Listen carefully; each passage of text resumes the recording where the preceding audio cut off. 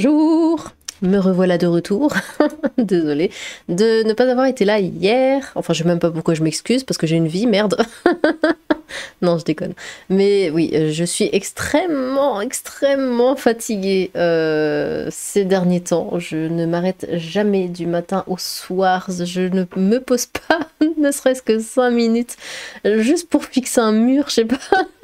Je fais tout le temps des trucs et hier j'en pouvais plus, il fallait que je dorme, il fallait absolument que je dorme, j'allais tomber dans les vapes. Bon, j'ai pas pu faire de vidéo, désolé, hein. Mais je pense que vous en êtes remis, hein, et que votre vie ne s'est pas arrêtée, le monde ne s'est pas arrêté de tourner. Bref, aujourd'hui je reviens avec un superbe article, enfin c'est pas vraiment un article, hein, c'est un tweet. Il y avait des articles mais le tweet me paraissait un peu plus intéressant. Voilà, une superbe news, hein, un Palestinien qui agresse un père de famille parce que son bébé faisait trop de bruit. Du coup, il lui a donné des coups de couteau parce que c'est comme ça qu'on s'exprime, hein, n'est-ce pas?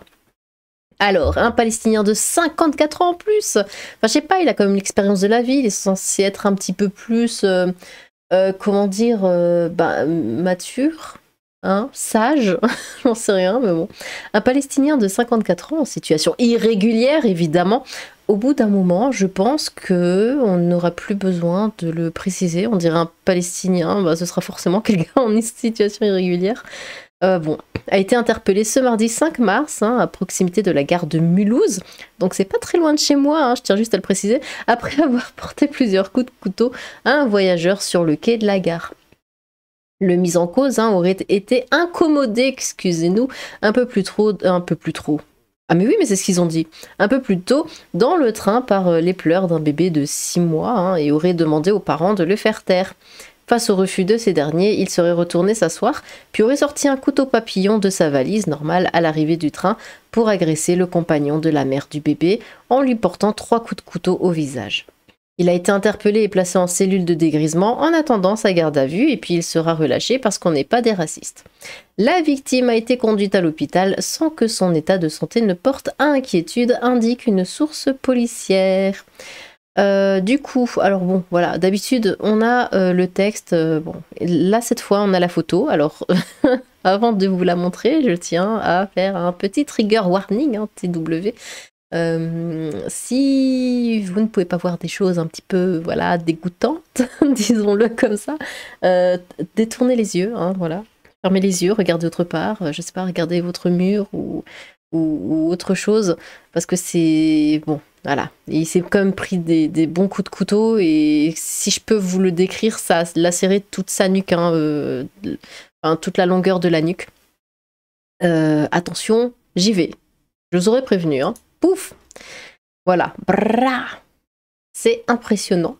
Voici la photo d'une des blessures infligées, hein, à la victime, agressée au couteau dans un train au niveau de Mulhouse. Hein. Hier soir, la victime se trouvait dans un train avec un couple d'amis et leur enfant de 6 mois en bonne santé, mais qui n'en a pas moins pleuré par moments comme tous les nourrissons. En réaction aux pleurs de l'enfant, un passager du même train a sorti un couteau papillon et infligé plusieurs coups de couteau au cou et au visage, hein, de la victime. La mère a tenté de s'interposer et a été blessée au doigt. Le mis en cause est en garde à vue. Et le pire, c'est qu'il ne lui arrivera rien. L'auteur s'est déclaré tunisien, mais il ne dispose pas de papier permettant de l'identifier formellement. Ils n'en parleront pas sur TF1, France 2, machin truc. La France d'aujourd'hui, et il veut faire la guerre à Poutine, grave, très grave. Bon, après, le truc, c'est que le mec, même s'il est... Attendez, c'était quoi? En situation irrégulière, ils vont pas le ramener. Ils vont pas le renvoyer dans son pays, évidemment. Ils vont juste le relâcher avec du sursis, avec le « ouais, mais il a pas les codes ». Enfin bon, voilà, la connerie habituelle.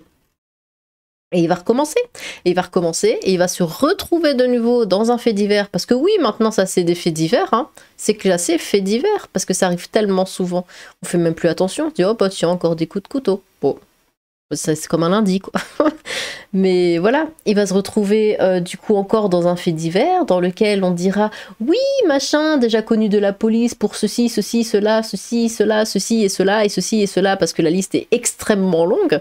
Il va encore être relâché, il va encore se faire avoir, il aura un point en plus sur sa carte de membre, et puis il va encore se faire relâcher. Et c'est ainsi que va la vie, n'est-ce pas? Quand on est un migrant comme ça, même sous OQTF, hein, ils en ont rien à battre. Palestiniens, situation irrégulière, coup de couteau. Il n'y a que Tsahal qui peut nous aider. C'est incroyable, au lieu de tenter de passer inaperçu, nombre d'irréguliers sur le territoire national se croient chez eux en sortant un couteau pour exprimer leurs différends avec ceux qui sont eux chez eux. Ben oui. Et après ça se permet encore de faire des manifs en mode de ouais, on veut les papiers. Non mais non, retournez chez vous. Je viens de lire un article du Monde où le Égyptien ont condamné à mort 8 dignitaires des frères musulmans. Chacun sa solution pour éradiquer les fauteurs de troubles, mais en Europe, nous sommes vraiment dans le déni absolu. Ça ne fait que commencer, la gauche qui s'est réjouie de les emporter chez nous, tandis qu'aucun pays arabe n'en a voulu et criminel. Ces gens n'ont rien à faire chez nous. Il est prévu que la France en accueille 200 000. Comprenez qu'aucun pays arabe ou du Maghreb ouvre les frontières pour les accueillir, alors que la France, si. Ah bah oui, parce qu'ils savent. Évidemment, ils savent. Mulhouse, c'est pire que le 93. Cassosland. Puissance 1000. Oh là là, ça fait tellement une mauvaise image. Alors, plus de 80% de logements sociaux, des taxes foncières qui montent à 800 € pour un T2. Un centre-ville avec que des magasins communautaires à fuir absolument. Ouais, vous savez, je suis jamais allée à Mulhouse. Hein. Je suis de Strasbourg, hein, c'est vraiment pas loin, mais j'y suis jamais allée. Et puis en fait, à chaque fois, tout le monde me dit non, mais n'y va pas. N'y va absolument pas. Donc voilà. Oui, mais je sais que Mulhouse, c'est une très mauvaise réputation. Mais de toute façon, ça s'étend, hein. Ça, c'est un peu partout. Là, dans la ville où je suis actuellement, bah c'est pareil. C'est pour ça que je me casse. Ça y est, je déménage. Mais c'est pareil et ça s'étend. Voilà, c'est, je sais pas, comme un champignon, ou j'en sais rien, ou une moisissure. Vous voyez, ça commence à un endroit et puis blou, blou, blou, blou. Et ça va partout. On a beau mettre du produit, on a beau essayer de s'en débarrasser, bah non. Parce qu'on enlève, on croit que c'est enlevé. En fait, non, il y en a de nouveau partout. Il y en a encore plus. On l'avait pas vu venir. Bref, sûrement un bébé d'extrême droite. Ah bah oui, hein. Un petit rappel à l'ordre et surtout pas bouger en attendant une citation à comparaître. Ce serait trop simple de le renvoyer dans ses foyers d'origine. C'est un pacifique palestinien, un des 100 que LFI a fait venir ou un issu des 40 familles arrivées grâce aux associations et à l'État qui donne les visas et les aides pour se faire soigner compatible. Imaginez si on se fait planter à cause des pleurs d'un bébé. Bah c'est le cas du coup. Qu'est-ce que je voulais dire? Ah oui, c'est vrai qu'il voulait aussi faire venir plein d'Indiens. J'avais vu ça il y a un petit moment. Je sais plus combien de milliers d'Indiens. Alors bon, vous voyez l'Inde. Vous voyez l'Inde, hein, je vous laisse visualiser, voilà. Vous voyez la France. Et maintenant, imaginez. Hein. Oh, Seigneur. Vous savez, l'Inde, j'aimerais beaucoup visiter. Mais alors le problème, c'est un problème, je ne peux rien faire pour ça, hein, je ne peux pas régler ce problème, c'est que j'ai un vagin. Et du coup, je ne peux pas aller visiter l'Inde sans garde du corps, ou ce genre de choses. Bon, et du coup, ils veulent faire venir des milliers d'Indiens. Alors évidemment, ce sont des hommes, parce que ce sont toujours des hommes bien portants, et voilà, hein, qui viennent, hein, c'est jamais des femmes, des enfants, non, non, non, c'est toujours des hommes qui ont bien la force de bien vous agresser, vous savez. Et bon, je sais pas quel projet ils ont pour la France, mais je suis dubitative, hein. Disons-le ainsi. Faire taire un bébé de 6 mois, genre il y a un bouton on-off sur les bébés. Ah, ça serait bien quand même, hein. Je parie qu'en plus de se plaindre des autres voyageurs et d'un innocent nourrisson de 6 mois, il n'avait même pas de billet. Physiquement, c'est que ça qui t'inquiète. Enfin, physiquement, pas d'inquiétude, mais psychologiquement, ça peut être une autre histoire. Qu'il soit bien pris en charge, chaque agression a un coût.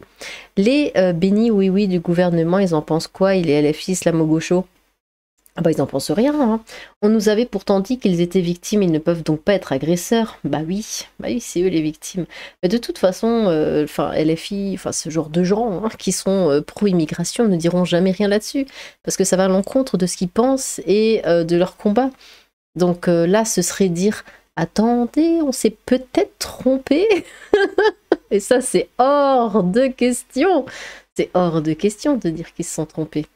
Et qu'ils ont foutu un bordel pas possible à tort. Jamais de la vie, il le dirait. À expulser sans condition. Qui va en parler à part valeur, livre noir, machin, j'ai la haine. Touchez pas aux familles, qu'ils se trucident entre eux, j'en ai rien à foutre, mais là, non, stop. On peut toujours les plaindre aux cris de Free Palestine, mais ils ne seront jamais comme les Européens. Il doit faire partie des pauvres Palestiniens ramenés en France par notre gouvernement il y a quelques semaines. Pour le déjeuner, on augmente les doses, durée du traitement minimum, le temps du ramadan. C'est pas l'islam. C'est pas l'islam. Oh bon, non, c'est pas l'islam. Qu'il retourne en Palestine, Tzal saura comment réagir quand il perd ses nerfs. Dans ce cas précis, ce serait quand même intéressant de savoir quel a été le comportement des parents, car des gnognards qui laissent pleurer leur bébé pendant plus d'une heure dans un supermarché sans même essayer de le calmer, c'est insupportable. Donc dans un train, c'est pire. Et donc, oui, c'est légitime de poignarder les parents. État de santé physique, mais qu'en sera-t-il de l'état psychologique à se faire taillader le visage? Le mec, bon, a demandé à faire taire un bébé magique, le gars. Les parents n'ont pas dû trouver le bouton off. Puh. Il sera relâché par une justice complice et laxiste, évidemment, en raison de son état de santé qui rendrait sa détention incompatible. De plus, il pourrait se voir refuser sa demande de garde de séjour en raison de son casier judiciaire. C'était pas un Israélien? Ça va accuser Israël encore. Comment ça, un Palestinien? Il avait donc une carte d'identité palestinienne. La Palestine est une région et non un pays. Quand un Normand est dans la case fait divers, on ne dit pas un Normand mais un Français. En salle de dégrisement, donc quelqu'un lui trouvera l'excuse de l'ivresse. Ça va bien se passer. Les mecs, ils ont quoi dans la tête? Ouf! Alors là, t'as posé la question. C'est leur nouvelle méthode pour s'en sortir. Avant, c'était la folie. Maintenant, c'est les cris, puis ce sera le bruit. Ils se foutent de nous.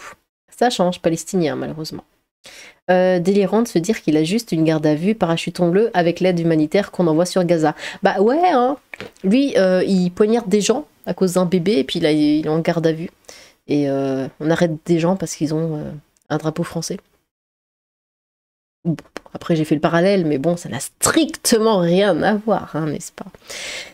Eh bien, dites-moi ce que vous pensez de cette décadence, enfin, je veux dire, de cette news. N'hésitez pas à vous exprimer dans les commentaires, j'ai hâte de vous lire. Sur ce, tchou!